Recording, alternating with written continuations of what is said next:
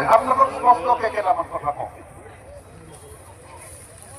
মই আপোনালোকক সুধিব খুজিছো, এইবাৰ মামাৰ লগতে চাচাকো আমি ব্ৰহ্মপুত্ৰত দলিয়াব খোজো।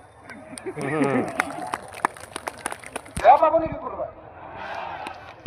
মামাৰ লগতে চাচাকো ব্ৰহ্মপুত্ৰত দলিয়াব খোজো, কাৰণ যদি মামাক দলিয়াব খোজো তেতিয়াহ'লে যদি চাচাক দলিয়াই নিদিওঁ তেতিয়াহ'লে মামা কোনোদিন অসমৰ ৰাজনীতিৰ পৰা আঁতৰি নাযায়।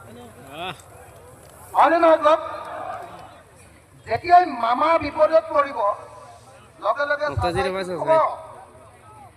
এইবাৰ ইলেকশ্যনত দাড়ি টুপিৰ চৰকাৰ হ'ব বুলি কৈ দিব। হয়নে নহয়? লুঙি টুপিৰ চৰকাৰ হ'ব বুলি কৈ দিব। হয়নে নহয়? লগে লগে হিন্দু